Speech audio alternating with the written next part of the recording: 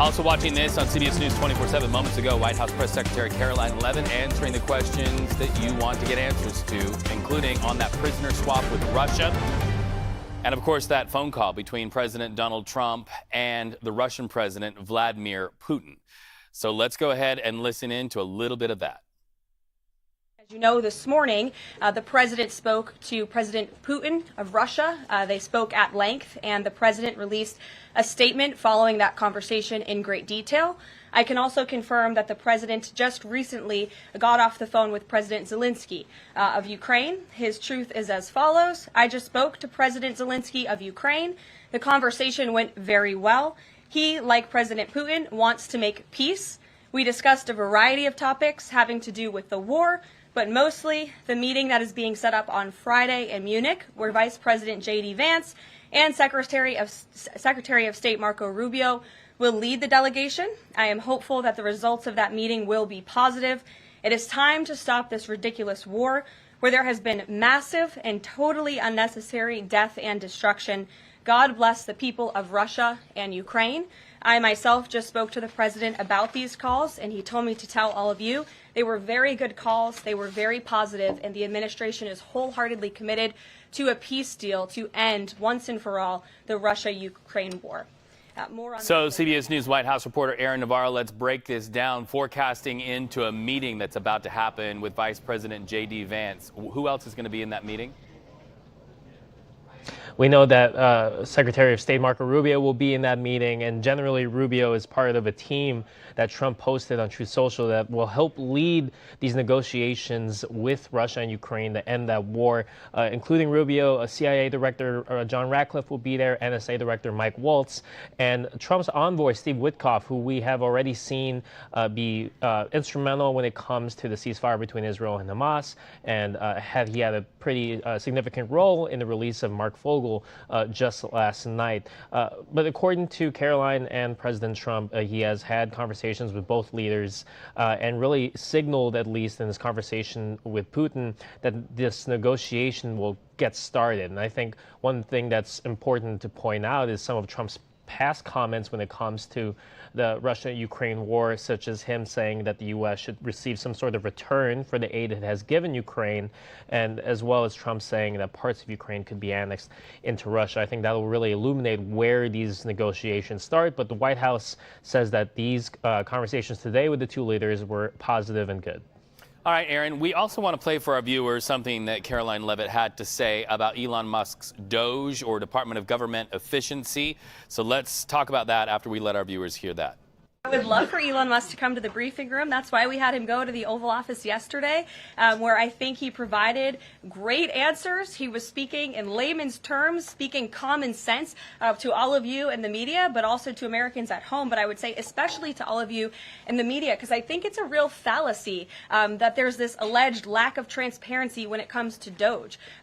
President Trump and Elon Musk have been incredibly transparent on what DOGE is doing. There is an X account with the DOGE handle. They are tweeting out what they are doing on a daily basis. They have a website where they are posting the receipts of the contracts that they are reviewing and the payments that they have stopped from going out the door. The secretaries of our departments have stopped from going out the door. And I would also say that before it was Elon Musk making our government efficient and accountable, it was some unnamed bureaucrat that none of you knew. Elon Musk is the richest man in the world. He's also now one of the most highly scrutinized men in the world alongside President Trump because of what he's doing and the access that he is allowing. So there's great transparency.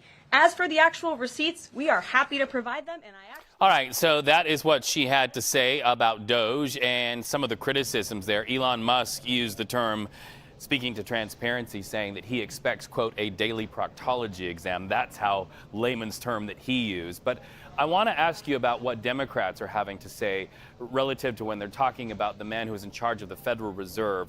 Is there the transparency that Elon Musk is promising to the American people? I see a lot of posts on X, but when you go to that website, you don't see the volume of things that we're told are on that website. And that seems to be what Caroline was trying to address in part by pulling up receipts in her words, of these contracts that have been terminated as part of DOGE's efforts. But you're right. I mean, some of the transparency questions are definitely still there, just especially with all the federal employees that have been impacted. Those that CBS News have talked to have described a sense of confusion regarding what's going to happen next with their agency, looking at USAID as well as the CFPB Bureau. So certainly in that aspect, not as much transparency. And it was striking, too, when Elon Musk was in the Oval Office yesterday, as he brought up these examples, how he was kind of combining, disagreements when it comes to government waste and saying that there are, quote, fraudsters out there gaming the system for their own personal gain. Those are also things that we have not seen evidence of yet, but are asking the White House for. How much we know about who is working with Elon Musk, the staffing, the people who are having access to these high-level records? What do we know about the people that Elon Musk has entrusted with going through all of these records that you and I, as members of the American public, could not easily access?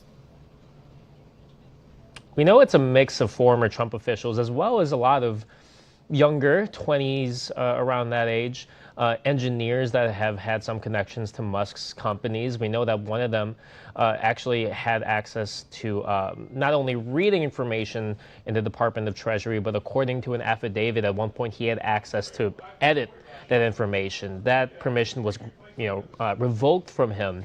But certainly, as his team has been working in offices and basements of these agencies, we've heard reports just from staffers that they tend to be on the younger side, but certainly people that don't necessarily have a breadth of experience working in the government and the bureaucracy. Yeah, and I know Caroline Levitt is trying to get us to look at those receipts. That is a valid conversation to have, but how those receipts are being acquired is also an important conversation. Aaron, it's nice to talk to you today on CBS News 24/7 and all days.